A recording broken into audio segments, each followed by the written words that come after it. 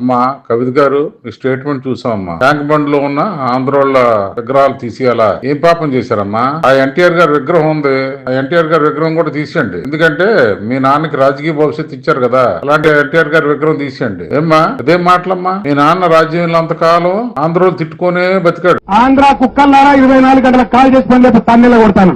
అసలు మీ మోకాలకు బిర్యానీ వండేస్తుందా, పెండలా ఉంటుంది.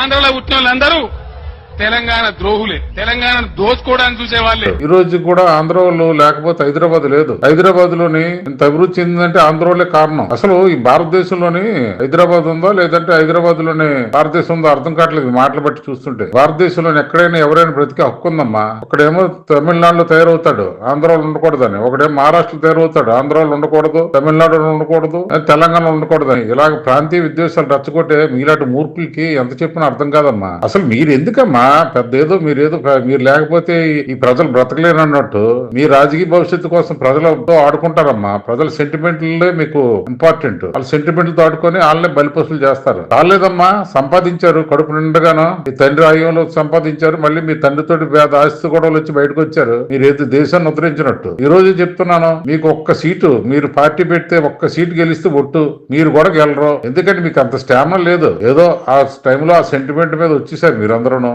కాంగ్రెస్ తో కలిసి వాళ్ళకి తెలంగాణ ఇచ్చిందాక మీకు కలిపేస్తామని చెప్పి కాంగ్రెస్ కంటకాగి ఆ తర్వాత కాంగ్రెస్ ని మోసం చేసి బయటకు వచ్చేసి మీ పార్టీ ప్రభుత్వం వచ్చిన తర్వాత కాంగ్రెస్ వాళ్ళు తొక్కడానికి ట్రై చేసిన మనుషులమ్మ మీరు. చెట్టోటి విత్తనం ఒకటి అవదు. ఆ తండ్రి కూతురే కదా నువ్వును, నీ బుద్ధులు అటువంటివే. ఆంధ్ర వాళ్ళు ఏం చేశారమ్మా? హైదరాబాద్ ని అభివృద్ధి చేసింది ఆంధ్ర వాళ్ళు తెలంగాణ వాళ్ళతో కలిపి. తెలంగాణ ప్రజలు మంచోళ్లే, మీలాంటి కుహన రాజకీయవేత్తలే చెడ్డోళ్ళు. అంత స్వార్థం స్వార్థం స్వార్థం. ఏం మాట్లాడతారో తెలీదు దేశదిమ్మర్లాగా. ఈ దిమాగ్ పంచేదేమో. తెలంగాణలో ఆంధ్ర వాళ్ళు ఆదరిస్తారు, ఆంధ్ర వాళ్ళు తెలంగాణలో ఆదరిస్తారు. మధ్యలో మీ రాజకీయ నాయకులే తెలంగాణ వాళ్ళకి ఆంధ్ర వాళ్ళకి చిచ్చు పెడతారు. జ్ఞానం ఉండే మాట్లాడుతున్నావు తల్లి. మీరు ఒక్క కుటుంబం ఒక్కటే ఈ ప్రపంచం ఉద్ధరించడానికి వచ్చినట్టు మాట్లాడుతుంటారు ఒక్కో సందర్భంలోనే. అసలు మీరు లేని తెలంగాణ ఊహించుకుంటే ఎంతో బాగుంటదేమో అనిపిస్తుంది. మీ కుటుంబం అవసరం లేదమ్మా తెలంగాణకి. ఇంకా మళ్ళీ మీ కుటుంబం వచ్చినా సరే తెలంగాణ అంతా వాడు చేయడానికి తప్ప ఏం బాగు చేయడానికి ఆలోచించరు. కొద్ది గొప్ప విజ్ఞత ఉందంటే ఆ కేటీఆర్ గారికి విజ్ఞత ఉంది. మీ పార్టీలో హరీశ్రావు గారికి, మీ తండ్రి గారికి ఏం మాట్లాడతారు తెలియదు, మీరేం మాట్లాడతారో తెలియదమ్మా. మార్చుకోండి అమ్మా ఇంకా పద్ధతి.